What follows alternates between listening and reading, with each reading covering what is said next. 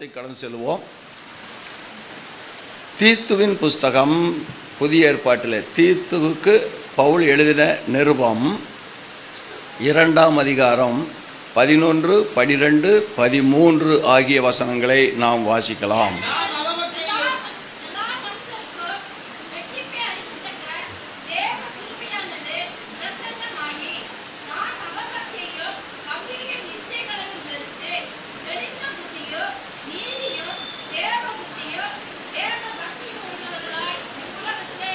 பண்ணி நாம் நம்பியிருக்கிற ஆனந்த பாக்கியத்துக்கும் மகாதேவனும் நமது இரட்சகருமாகிய இயேசு கிறிஸ்துவினுடைய மகிமையின் பிரசன்னமாகுதலுக்கும் எதிர்பார்த்து கொண்டிருக்கும்படி நமக்கு போதிக்கிறது. ஹல்லேலூயா. எல்லாருடைய பிரசங்கத்தையும் கேட்டிருப்பீங்க.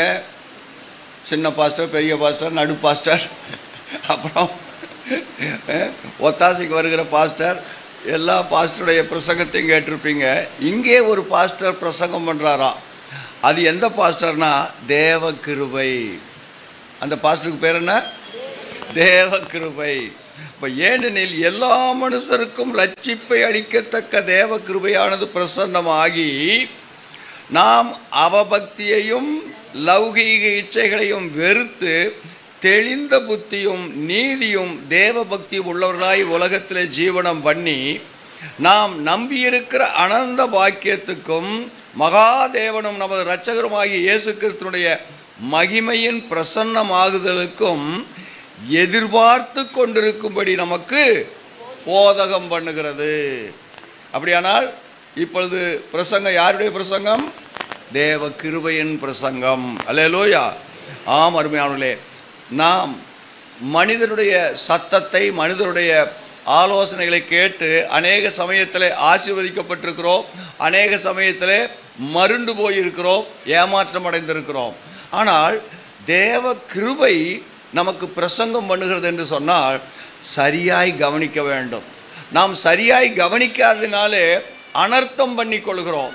அப்படி அனர்த்தம் பண்ணி கொண்டு செயல்படுகிறபடினாலே நடக்கிறது என்ன? நாம் எதிர்பார்த்திருக்கிற நன்மைகள் நமக்கு கிடைக்கிறதில்லை. நாம் மிக ஞானமாக காரியங்களை செய்ய இந்த நாட்களிலே தேவன் நமக்கு கிருபையை தந்திருக்கிறார். நல்லா கவனிங்க. முந்தின நாட்களை காட்டிலும் இந்த நாட்களிலே அதிகம் படித்தவர்கள் கிறிஸ்தவத்தில் இருக்கிறார்கள். நல்லா கவனிங்க. முந்தின நாட்களிலே பாமர மக்கள் தான் இயேசு கிறிஸ்துவை ஏற்றுக்கொண்டவர்களாக இருந்தார்கள். அதுவும் சொல்ல போச்சுன்னா ஏதாலும் ஆதாயத்துக்காக இயேசுவை ஏற்றுக்கொண்டவர்கள் இருந்தார்கள். ஆனால் இப்பொழுது உலகத்திலேயே மிக உயர்ந்த பதவியிலே இருக்கிறவர்களும் மிக அதிகமாய் படித்தவர்களும் சத்தியத்தை விசுவாசிக்க தொடங்கி அதனால் உண்டாகிற ரட்சிப்பை பெற்று அனுபவித்து கொண்டிருக்கிறார்கள். பெந்தெகோஸ்தே சபையானது உலகம் முழுவதும் வளர்ந்து செழித்து கொண்டு வருகிறது. அல்லேலூயா. இதிலே உலகத்தில் இருக்கிற உன்னதமான அல்லது மேலான அனுபவத்தில், அதாவது அதிகாரத்தில் இருக்கிற அத்தனை பேர்களும் ஆண்டவரை இப்பொழுது சேவிக்க தொடங்கி இருக்கிறார்கள். இன்னொரு அல்லேலூயா சொல்லுங்க. இதுவே தேவன் நமக்கு பாராட்டி இருக்கிற மாபெரும் தயவு. அல்லேலூயா. இங்கே உட்கார்ந்துருக்கிறாரே, இப்போ சாட்சி சொன்னாரே, அவர் முன்னால் என்னென்னமெல்லாம் பேசி பூஜை பண்ணியிருப்பாருன்னு உங்களுக்கு தெரியும். ஒரு பிராமணன் என்னவெல்லாம் பண்ணுவாங்க, அதெல்லாம் பண்ணிட்டு வந்தவர் தான் அவர். அவைகளினாலே பிரயோஜனம் இல்லை என்று இப்போ அவரே அறிந்து இப்போ ஆண்டவரை சேவிக்கிறார், ஆண்டவருக்கு ஊழியம் செய்கிறார். அப்படியானால் கவனியுங்கள், படித்தவர்கள், பணக்காரர்கள், விஷய ஞானம் உள்ளவர்கள், உண்மையான தேவ பக்தி உள்ளவர்கள் யாவருக்கும் தேவன் தம்மை வெளிப்படுத்தி காண்பித்திருக்கிறார். அல்லேலூயா. ஏதோ குருட்டு பக்தி அல்ல, பரலோகம் நமக்கு கிடைக்கும், செத்தா மோசம் போவோம் என்று குருட்டு பக்தி அல்ல.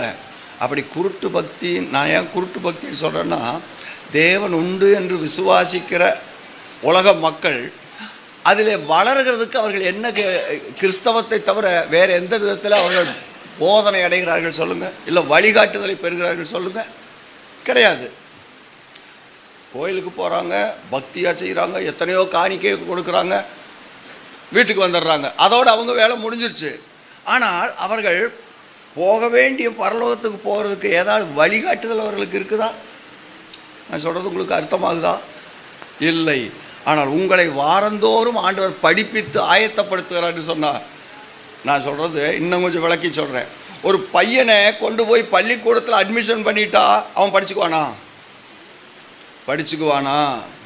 இல்லை.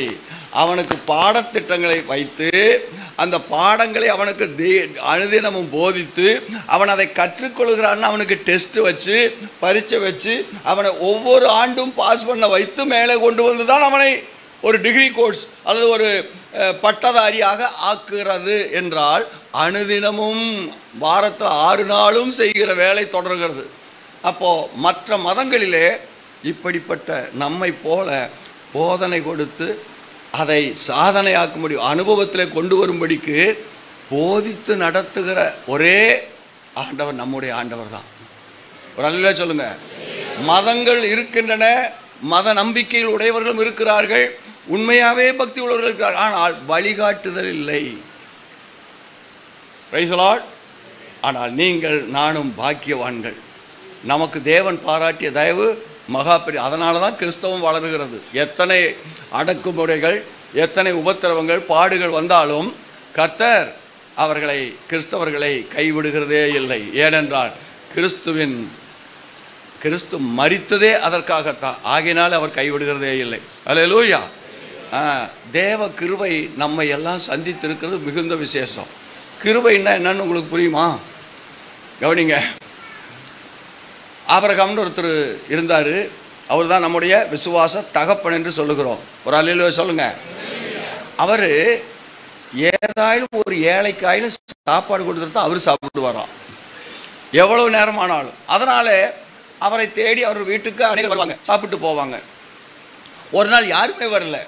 இவருக்கு பசி எடுத்துகிட்டு போய் யாருக்காவது சாப்பாடு கொடுத்துருந்தா இவர் சாப்பிடுவார். என்ன செய்யுதுன்னு தெரியல, யாருமே வரல. அப்போ இவர் என்ன செய்தார், வீட்டை விட்டு வெளியே போய் எங்காவதும் பசியோடு இருக்கிறவங்க இருக்காங்கன்னு தேடிட்டே இருந்தார். ஒரு மரத்தடியில் ஒருத்தன் உட்காந்துருந்தான். ஏப்பா இப்படி உட்காந்துருக்குற, வரையா சாப்பிட்டு வரலாம், என் வீட்டில் சாப்பிட்டு வரலாம். அவனுக்கு ஒரே ஆச்சரியம், என்னடா அது நம்ம காண்கிறது கனவா கிள்ளி பார்த்துக்கிட்டான். எப்பா வா எங்கள் வீட்டில் வந்து சாப்பிடு. அவனுக்கு நம்மை கூப்பிட்டு சாப்பாடு போடக்கூடியவரும் இருக்கிறாங்களா, இப்படி ஒரு பக்தரா என்று போனான். போன உடனே அவர் உட்கார வச்சார். எப்படியெல்லாம் ஒரு மரியாதை கொடுக்க முடியும் அந்த மாதிரி உட்கார வச்சு அவருக்கு இலை போட்டு, கவனிங்க, அதில் சாப்பாடெல்லாம் பரிமாறிட்டு, பாரு ஆண்டவர் என்ன ரொம்ப அருமையாக ஆசீர்வதிச்சிருக்கிறாரு. அப்படி ஆசீர்வதித்ததுனால ஒரு ஏழைப்பட்ட மனுஷனுக்காக நான் சாப்பாடு கொடுத்து அவங்கள சாப்பிட வச்சுட்டு தான் நான் சாப்பிடுவேன். இன்றைக்கு நீ வந்திருக்கிற, அதனால யெகோவா தேவனே உமக்கு ஸ்தோத்திரம், இந்த ஆகாரத்தை கொடுத்த தேவனே உமக்கு ஸ்தோத்திரம் அப்படின்னு சொல்லிட்டு சாப்பிடுனார். அதெல்லாம் நான் சொல்ல மாட்டேன். சாப்பிட்றதுக்கு முன்னதாக சாப்பாட்டை கொடுத்த ஆண்டவருக்கு ஸ்தோத்திரம்னு சொல்லிட்டு சாப்பிட்றதுக்கு என்னென்ன சொல்ல மாட்டேன். அப்படியான சாப்பாடு கிடையாது. அவன் பாருங்க பிச்சைக்காரனாக இருந்தாலும் அவ்வளோ வீம்பு, எந்திரிச்சு போயிட்டான். இப்போ இவருக்கு பசி, என்ன ஆண்டவரே இந்த ஒருத்தனுக்கு ஒன்று வந்து அவன் பாருங்க இவ்வளவு, அவன் ஒரு பிச்சைக்காரனாக இருந்தும் கூட என்ன நான் சொல்கிறத கேட்க மாட்டேன்ட்டானே, உண்மை ஸ்தோத்திரம் சொல்ல மாட்டேங்கிறேன் என்று நினைத்து கொண்டிருந்தவருக்கு ஆண்டவர் கேட்டார், ஏப்பா அவனை பசியோடு அனுப்பிட்டேன்னு. ஆண்டவரே அவனுக்கு சாப்பாடு கொடுக்கறது தான் அழைத்து கொண்டு வந்தேன். ஆனால் அவன் பாருங்க உண்மை ஸ்தோத்திரம் பண்ணிட்டு சாப்பிடுன்னு சொன்னால் முடியாதுன்ட்டான். அப்படிப்பட்ட நன்றி கேட்டவனுக்கு எதுக்கு சாப்பாடு கொடுப்பானே, அதான் போன்னு சொல்லிட்டேன்.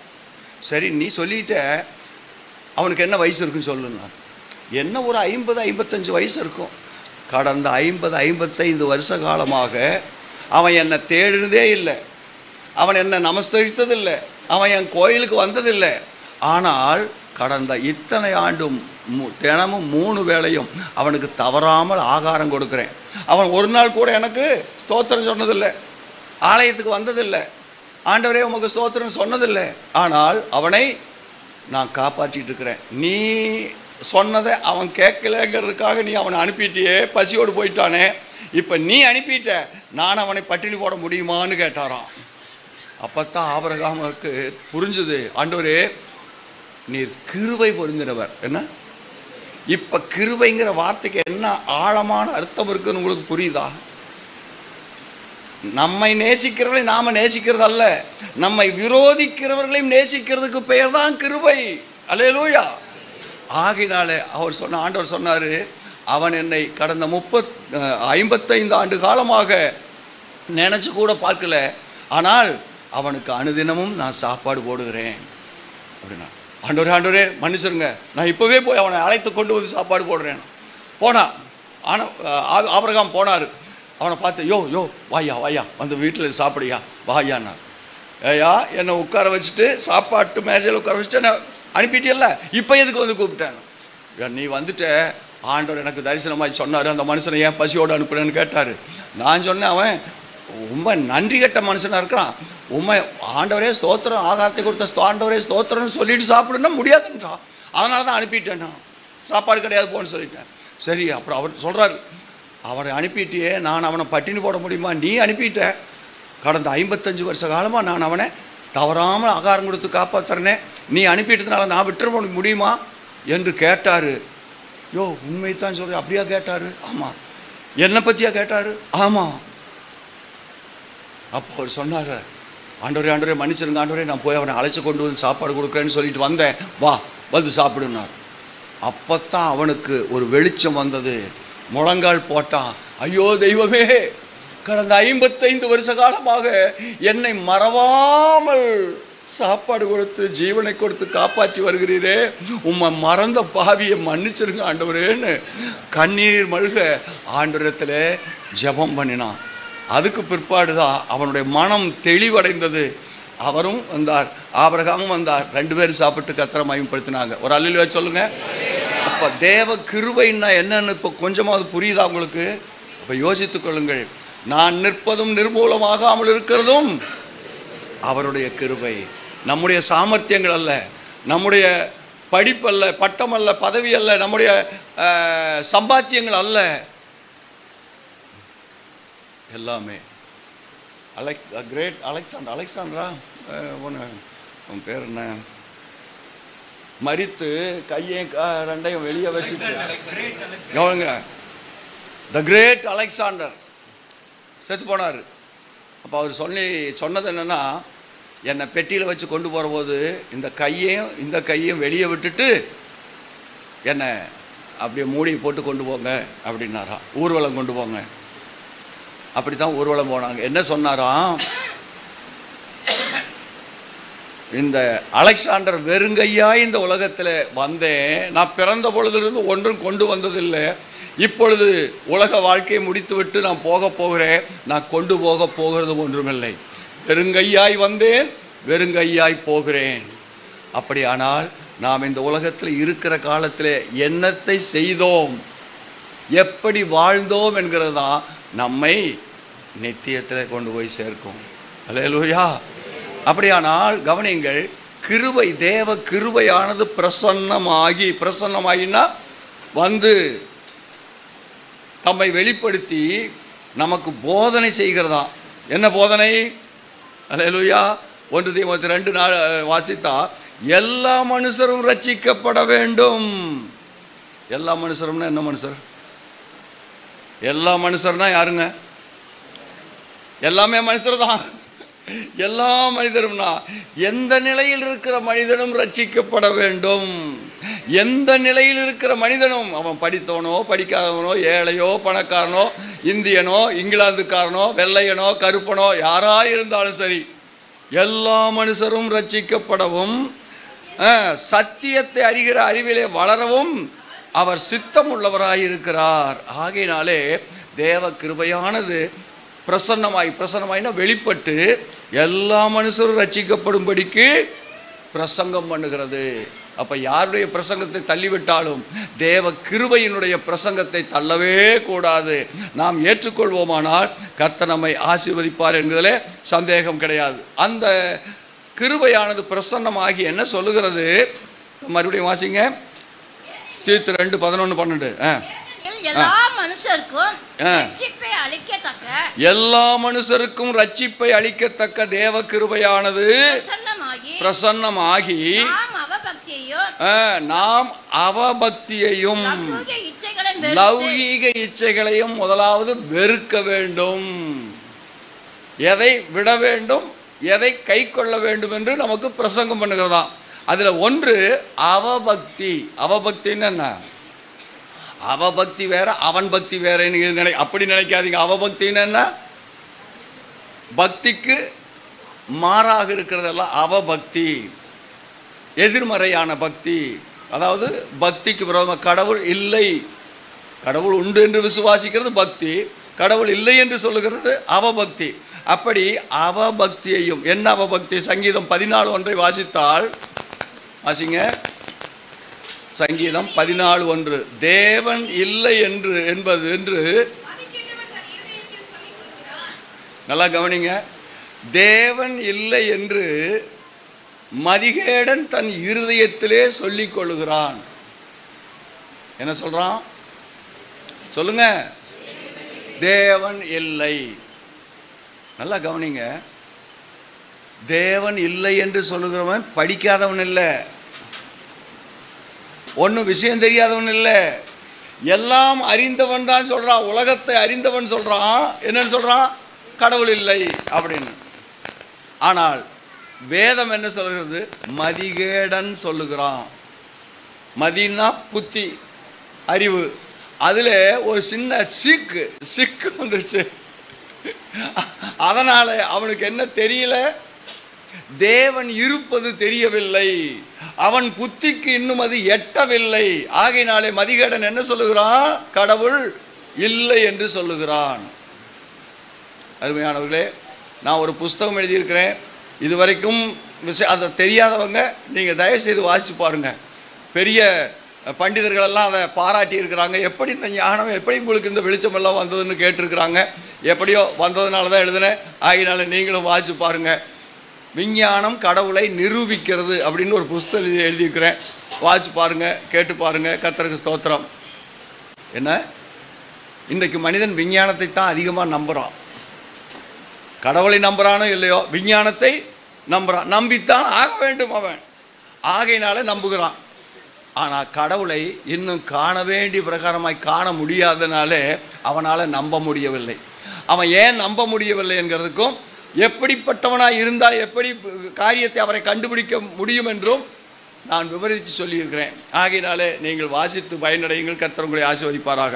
அப்போது தேவன் இல்லை என்கிற மதிகேட்டை கவனிங்க, தவிர்க்கிறதுக்கு போதனை கொடுக்கிறது. அப்புறம் சங்கீதம் 50:16 வாசிங்கன்னா, தேவனை மறக்கிறவர்கள், இருக்குதுன்னு தெரியும், கடவுள் இருக்கிறாருன்னு தெரியும், ஆனால் கடவுளை தேடுறதும் இல்லை, கடவுளை நினைவு கூறுறதும் இல்லை, கடவுளை மதிக்கிறதும் இல்லை. வாசிங்க அதை.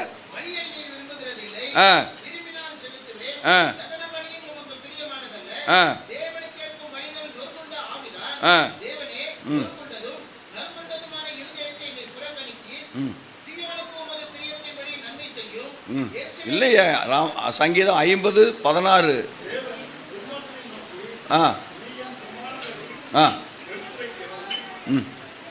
சரியா தெரியலையா?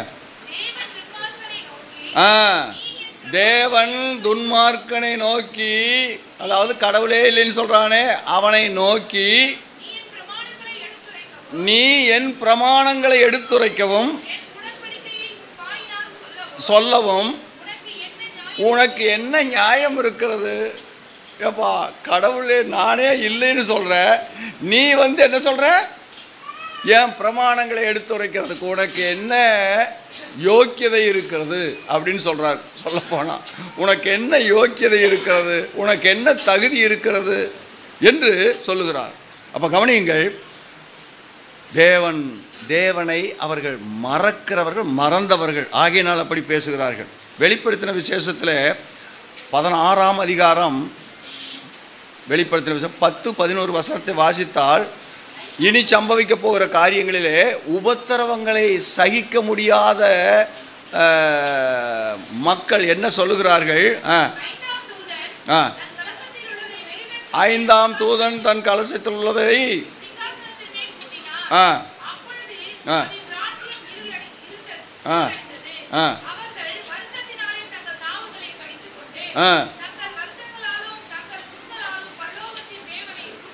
பார்த்தீங்களா?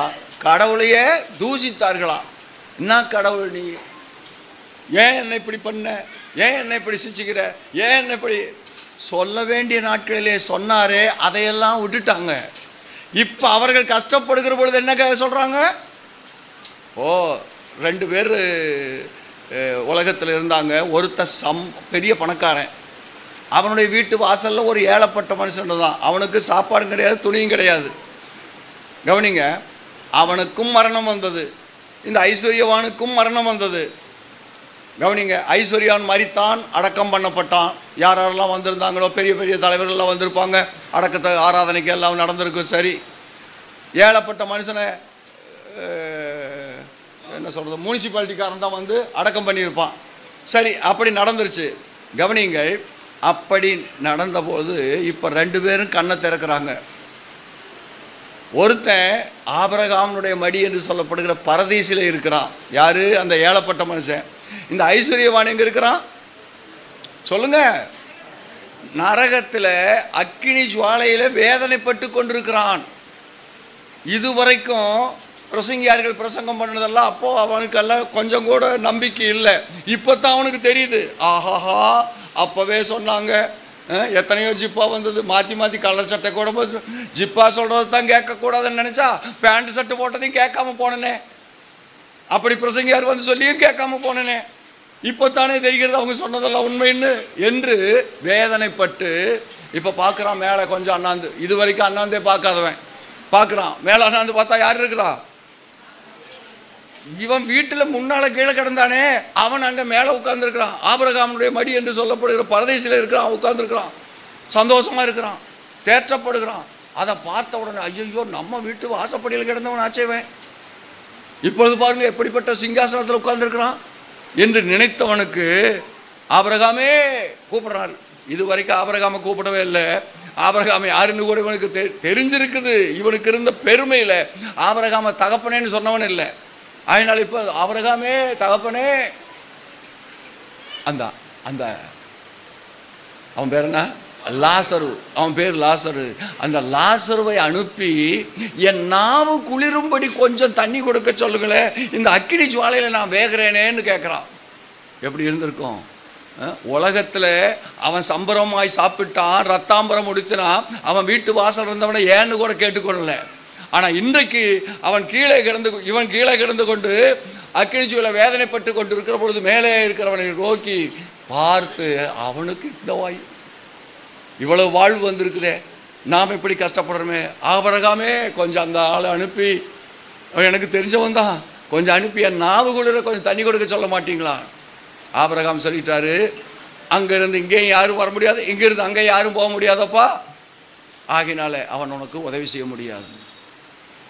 அப்படியானால் ஐயா ஆபிரகாமே, என் தம்பிமார் என் உறவினர்கள் எல்லாம் கொஞ்சம் ஊரில் இருக்கிறாங்க, அவங்களுக்காக போய் சொல்லுங்களேன், அவங்களும் வேதனை உள்ள இந்த இடத்துக்கு வர வேண்டாமே.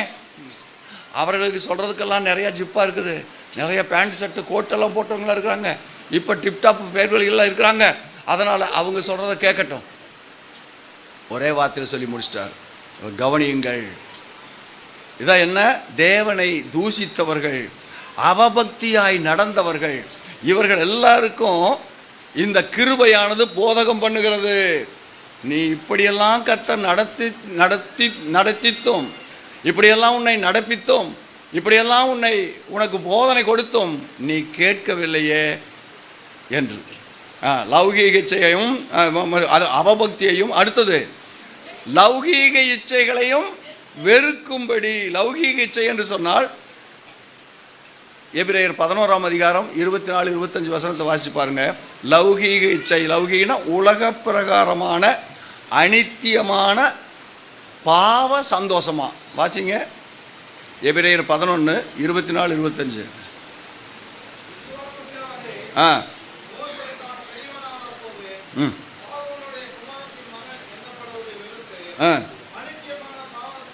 இருங்க, என்ன? அனித்தியமான பாவ சந்தோஷம். அப்போ பாவத்துக்கு கூட சந்தோஷம் இருக்குது, பாவம் செய்கிறவர்களுக்கு கூட என்ன இருக்குது? சந்தோஷம் இருக்குது. ஆனால் அது எப்படிப்பட்டது?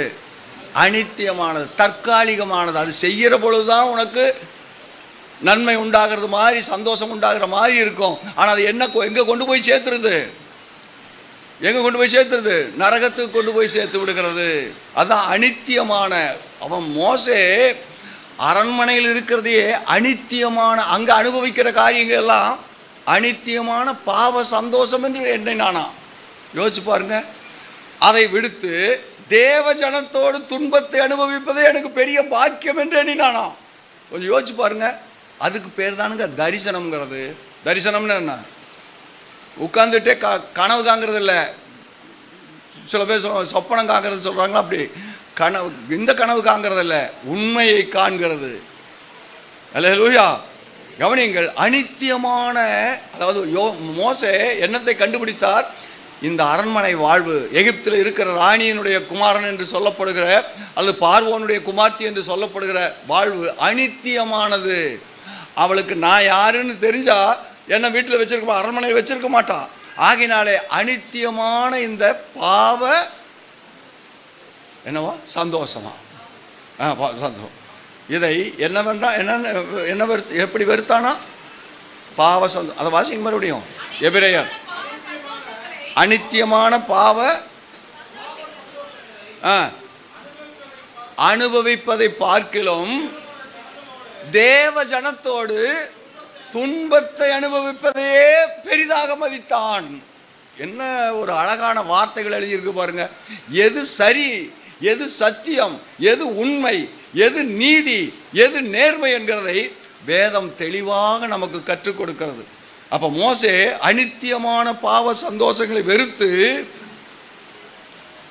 அரண்மனையில் இருக்கிற உல்லாசத்தை அனுபவிப்பதை விட தேவ ஜனத்தோடு துன்பத்தை அனுபவிக்கிறது அதிக பாக்கியம் என்று எண்ணி எகிப்தை விட்டு வந்தான் வெளியே. அல்லேலூயா. ஆமருமையாவர்களே, நாமும் அப்படித்தான் தேவ ஜனத்தோடு சேர்ந்து கர்த்தரை ஆராதிக்கவும் கர்த்தருக்கு பிரியமாய் நடக்கவும் நம்மை அர்ப்பணிக்க வேணும், நாம் கற்றுக்கொள்ள வேணும். அப்படியானால் நாம் நித்தியமான ஆசீர்வாதங்களுக்கு சுதந்திரவாளிகளாவோம். அல்லேலூயா. சரி, இப்போ வாசிங்க அந்த தீத்து 2:11-12 வாசிங்க. லௌகீக இச்சைகளையும் வெறுத்து, இப்போ என்ன நம்ம பெற்றுக்கொள்ள, எதை விட வேண்டும் அதை விட்டு விட்டு எப்படி இருக்க வேணும்? நாம் தெளிந்த புத்தியும் நீதியும் தேவ பக்தியும் உள்ளவர்களாய் இந்த உலகத்திலே ஜீவனம் பண்ண வேண்டும். அல்லேலூயா. தெளிந்த புத்தின்னா என்ன? ரொம்ப பேர்த்துக்கு புத்தி இருக்குது, ஆனால் தெளிவு இல்லை. என்ன இருக்குது? ரொம்ப பேர்த்துக்கு என்ன இருக்குது? புத்தி இருக்குது, ஆனால் என்ன இல்லை? புத்தியிலே தெளிவு இல்லை. அப்படி என்ன உங்களுக்கு சொல்லி கொடுக்குறதுன்னு தெரியல. கவனிங்க. கெட்டகுமாரன் ஒருத்தன் இருந்தானா? கவனிங்க. பெரிய ஐஸ்வர்யவானுடைய குமாரன் தான் கெட்டகுமாரானா. அவனுக்கு பேரே கெட்டகுமாரன் ஆயிடுச்சு. கவனிங்க. அவன் தன் தகப்பனுடைய சொத்தில் வருகிற பங்கை பிரித்து எடுத்துக்கொண்டு நான் தூர தேசத்தில் போய் பிரமாதமாக பிஸ்னஸ் பண்ணி பெரிய ஆளாக போகிறேன் என்று சொல்லி தகப்பனிடத்தில் இருக்கிறதை விட அவன் தனித்திருக்கிறதை விரும்பி தகப்பனிடத்திலிருந்து தனக்கு வருகிற பங்கை பிரித்து எடுத்துக்கொண்டு போனவன் என்ன பண்ணான்? தூர தேசத்தில் போய் துன்மார்க்கமாய் செலவு பண்ணி எல்லாவற்றையும் அழித்து போட்டான். இப்போது கடைசியில் பன்றி மேய்க்கிற வேலை மட்டும்தான் அவனுக்கு கிடைச்சது. அதை செய்கிற பொழுது இப்போ அவன் யோசிக்கிறான். என்னன்னு சொல்லி யோசிக்கிறான்? லூக்கா 15:17 வாசிங்க. அவனுக்கு புத்தி தெளிந்த போது, இருங்க, புத்தி இருந்தது, முன்னாலேயும் இருந்தது, இப்பவும் இருக்குது, ஆனால் தெளிவு இல்லை. என்ன இல்லை? புத்தி இருந்தது, புத்தியில தெளிவு இல்லாதனாலே எது சரி எது தவறு என்கிறதை அவனுக்கு பிரித்தறிகிற பலன் அவனுக்கு இல்லை. இப்போ பாடுகள், உபத்திரவங்கள் அல்லது பன்றி மேய்க்கிற வேலை வந்ததுக்கு பிற்பாடு தான் அவனுக்கு புரியுது. அவனுக்கு புத்தி தெளிந்த போது, ஆஹா, என் தகப்பனுடைய கூலிக்காரரிலே எத்தனையோ பேருக்கு பூர்த்தியான சாப்பாடு இருக்கிறது, நானும் பசினாலே இங்கே சாகிறேன். பன்றிக்கு போடுற தவிட்ட நான் சாப்பிட்றதுக்கு ஆசையாக இருந்தால் அதையும் ஒருத்தரும் கொடுக்க மாட்டேங்கிறான் என்று நினைத்தான், சிந்தித்தான். கொஞ்சம் நீங்களும் யோசிக்க வேணும். தகப்பன் சொல்லியிருப்பார்ல, 10 பங்கை பிரித்து கேட்குற போது, வேண்டாம்ப்பா, நீ எதுக்கு அங்கே எங்கே போகிற, உனக்கு இங்கே என்ன குறை, உனக்கு வேணுங்கிறத சொல்லு, நான் செய்து கொடுக்குறேன் என்றெல்லாம் எவ்வளவு சொல்லியிருப்பார். கேட்டானா இவன்? இல்லை, கேட்கவே இல்லை. இல்லை, நான் தூர தேசத்தில் போவேன், பெரிய வியாபாரம் பண்ணுவேன், ஆயினால் அப்படி கொடு, எனக்கு வர்ற பங்கை பிரித்து கொடு. வாங்கி கொண்டு போனவன் கடைசியில் எல்லாவற்றையும் இழந்ததுக்கு பிற்பாடு அவனுக்கு புத்தி தெளிந்த போது. சில பேர்த்துக்கு காசு பணம் இருக்கிற பொழுது புத்தி வேலை செய்யாது, மங்கி போயிடுது. ஆனால் அதையெல்லாம் இழந்து போனதுக்கு பிற்பாடு தான் தெளிவு வருகிறது. என்ன வருகிறது? தெளிவு வருகிறது. எது உண்மை, எது சரி என்கிற தெளிவு வருகிறது. இந்த காசு பணம் கூடுதலாக இருந்தாவே நம்முடைய புத்தியை பேதலிக்க பண்ணி, நமது புத்திக்கு இருட்டடிப்பை செய்து நம்மை மழுங்க பண்ணி விடுகிறது, நமது சிந்தனையிலே தெளிவில்லாமல் பண்ணிவிடுகிறது. ஆனால் உபத்திரம் வந்த பொழுது தெளிந்தான். என்ன சொல்கிறான் தெரியுமா? என் தகப்பனுடைய கூலிக்காரர்களே அநேகருக்கு பூர்த்தியான உணவு இருக்கிறது, நானும் இங்கே பன்றித்த விடு கூட கிடைக்காதபடி இந்த பசியினாலே சாகிறேனேங்கிறான். இங்கிலீஷ் பைபிள் மிக அழகாக சொல்கிறது, even in my fathers home the servants have enough and spare. அவர்கள் சாப்பிட்டது போக மீதியை சேமித்து வைக்கத்தக்கதான அளவுக்கு அவர்களுக்கு திருப்தியான உணவு இருக்கிறது. எங்கள் அப்பா வீட்டிலும் வேலைக்காரர்கள் இருக்காங்க, அவங்கெல்லாம் அப்படி சாப்பிட்டு திருப்தியாக இருக்கிறாங்க, மீதி வைக்கிறாங்க. ஆனால் நான் இங்கே ஒருத்தனுக்கு வேலை செய்கிறேன், பன்றி மேய்க்கிறேன், ஆனால் இவன் பன்றிக்கு போடுற தவிட்ட கூட என்ன சாப்பிட்றதுக்கு விடமாட்டேங்கிறானே என்று நினைத்து பார்த்த பொழுதுதான் வேதம் சொல்கிறது, அவனுக்கு புத்தி தெளிந்த போது. மார்க்கு சுவிசேஷத்தை கூட நீங்கள் பாருங்க, 5ஆம் அதிகாரம் 15வது வசனத்தை வாசிங்க. நேரம் இல்லை, வேகமாக வாசிங்க. என்னாச்சு? மார்க் 5:15. வஸ்திரம் தரித்து உட்கார்ந்து புத்தி தெளிந்திருக்கிறதை கண்டு பயந்தார்கள். பாருங்க, அவன் முதல்ல பிசாசு பிடிச்சிருக்க பொழுது எல்லாரும் பயந்தாங்க. எப்படி பயந்தாங்கன்னா, அவன் ஏதாவது நம்மை அடிச்சிருவான், உதச்சிருவான், அவன் மரியாதை குறைவாக பேசுவான் என்று பயந்தார்கள். இப்போ ஏசு அவனை சுகமாக்க, இப்போ அவன் புத்தி தெளிந்திருக்கிறதை கண்டு பயந்தார்களாம். உண்மை என்னன்னா, அவங்களுக்கு இருக்கிற பயம்னா இப்போ வேற ஒன்றும் இல்லை, இப்படி ஒருத்தரா இவ்வளவு சீக்கிரம் இப்படிப்பட்ட மனுஷனையும் கூட சுகமாக்குறாரா என்று கிறிஸ்துவை பற்றி நினைத்து பயந்தார்கள். சரி, எப்படியானாலும் தெளிந்த புத்தியை மனுஷருக்கு தர வேண்டும் என்கிறதா கிருபை போதிக்கிற போதனை. ஒரு அலையிலே சொல்லுங்க. அடுத்ததாக வெளிப்படுத்தின விசேஷம் 19:8 வாசியுங்கள்.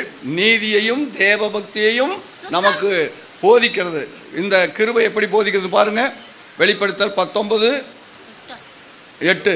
பிரகாசமான மெல்லிய வஸ்திரம் தரித்துக் கொள்ளும்படி அவனுக்கு அளிக்கப்பட்டது.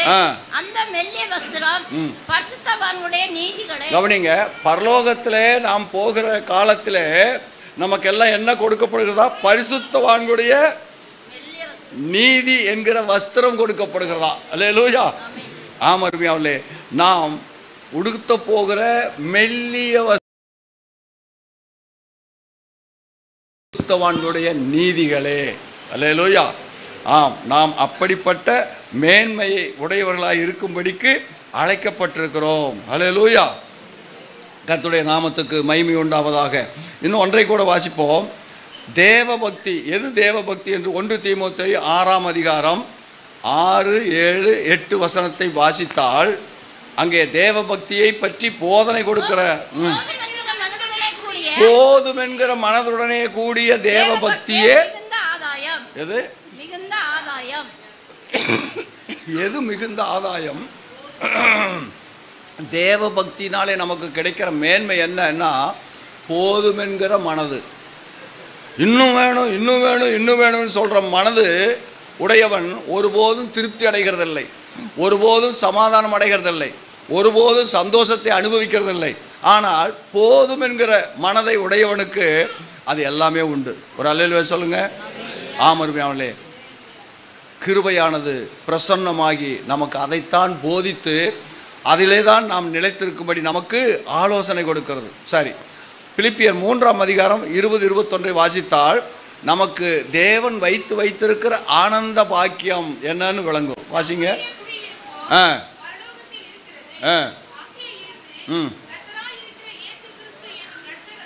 எதிர்பார்த்து கொண்டிருக்கிறோம். தக்கதாக செயலின்படி. நல்லா கவனிங்க, நம்முடைய அற்பமான சரீரத்தை தம்முடைய மகிமை பொருந்தின சரீரமாக மறுரூபப்படுத்துவார். எல்லாரும் என்ன கவனிங்க, இயேசு கிறிஸ்து மரித்ததுக்கு பிற்பாடு உயிரோடு எழுந்து தான் உயிரோடு இருக்கிறதை காண்பித்தார், எல்லாருக்கும் காண்பித்தார். கவனிங்க, அப்போ எப்படிப்பட்ட சரீரத்தோடு இருந்தார், எப்படிப்பட்ட ரூபகத்தோடு இருந்தார்.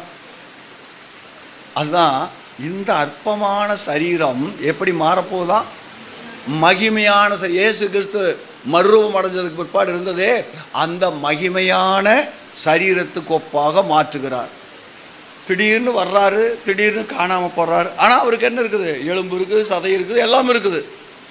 அப்போது அப்படிப்பட்ட ஒரு மகிமையான சரீரம் உடையவர்களாக நம்மை மாற்றி தன்னை காண்பிக்கலாம், காண்பிக்காமல் மறைக்கவும் செய்யலாம். அப்படிப்பட்ட ஒரு மகிமையான ஒரு சரீரமுடையவர்களாக நம்மை மாற்றுகிறார். அல்லேலூயா. பின்ன எதுக்கு பரிசுத்தமாக இருக்க வேணும்னு சொல்லுங்கள், எதுக்கு யோக்கியமாக இருக்க வேணும்னு சொல்லுங்கள். இந்த வயிற்றுக்கு வாய்க்குமா? நான் கேட்குறேன், சிட்டுக்குருவியை பாருங்கள், காக்கையை பாருங்கள், அதெல்லாம் என்ன சேர்த்து வைக்குது, எந்த பேங்க்கில் போட்டு வச்சுருக்குது? அதுக்கு என்னைக்காவது பட்டினி படுத்திருக்குதா? இல்லை. அவைகளையெல்லாம் போஷிக்கிற ஆண்டவர் நம்மை போஷிக்கிறதுக்கு முடியாதா? முடியும். ஆனால் இந்த மனிதனுக்கு கவனிங்க, அவரோடு கூட இருக்கிற ஸ்லாக்கியத்துக்காக மனிதனை ஆயத்தப்படுத்துகிறவர் என்ன செய்கிறார்? கவனிங்க, என்ன செய்கிறார்? நமக்கு இப்படிப்பட்ட போதனை எல்லாம் கொடுத்து இந்த சரீரம் கிறிஸ்துவின் மகிமையான சரீரத்துக்கு ஒப்பாக நம்மை மாற்றுகிறதுக்காகவே பிரயாசப்படுகிறார். அந்த பிரயாசம் நம்மளை நிறைவேறுமானால் நாம் பாக்கியவான்களாக இருப்போம். அதனால தான் கிருபையானது பிரசன்னமாகி அவபக்தியை வெறுத்து நாம் அடையப்போகிற ஆனந்த பாக்கியத்தையும் அவருடைய மகிமையின் பிரசன்னமும், அடுத்த வசனம் சொல்கிறது, அவருடைய மகிமையின் பிரசன்னத்திற்கும் நம்மை எதிர்பார்த்து கொண்டிருக்கும்படி போதிக்கிறது. நாம் எப்படி எதை எதிர்பார்க்க வேணும்? இயேசு கிறிஸ்து சீக்கிரம் வருவார். நம்முடைய சரீரம் எல்லாம் என்ன ஆக போகுது? அவர் வரும்பொழுது ஒரு நொடி பொழுதிலே, ஒரு இமைப்பொழுதிலே இந்த சரீரம் மறுரூபமாக போகிறது. அல்லேலூயா. அப்படிப்பட்ட மகிமையான அனுபவத்துக்கு நேராக நாம் முயற்சிக்க வேண்டும், திரும்ப வேண்டும் என்கிறதே கிறிஸ்தவ வாழ்க்கையினுடைய நோக்கம். இந்த போதனைகளினுடைய நோக்கம் என்னவென்றால் நம்மை கிறிஸ்துவை போல ஆக்குகிறது, மறுரூபம் அடைய பண்ணுகிறது தான், அல்லது மறுரூபம் அடைகிறதுக்கு தடையாயிருக்கிறவர்களை நீக்கி அதற்கு தயார்படுத்துகிறது தான் கிறிஸ்தவத்தினுடைய போதனையினுடைய மேன்மை. அப்போ தேவ கிருபையானது இன்றைக்கு பிரசங்கம் என்ன பண்ணுகிறது? மீண்டும் அதை வாசிப்போமானால், எல்லா மனுஷருக்கும் ரட்சிப்பை அளிக்கத்தக்க தேவ கிருபையானது பிரசன்னமாகி நம்முடைய அவபக்தியையும் லௌகிக இச்சைகளையும் வெறுத்து தெளிந்த புத்தியும் நீதியும் தேவ பக்தியும் உள்ளவர்களாய் இந்த உலகத்திலே ஜீவனம் பண்ணவும் நாம் நம்பியிருக்கிற ஆனந்த பாக்கியத்துக்கும் மகாதேவனும் நமது இரட்சகருமாகி இயேசு கிறிஸ்துவினுடைய மகிமையின் பிரசன்னமாகுதலையும் எதிர்பார்த்து கொண்டிருக்கும்படி போதிக்கிறது. அப்போ நாம் அதை கேட்டு அதற்கு ஆயத்தமாவோமானால் பாக்கியவான்களாக இருப்போம். அல்லேலூயா.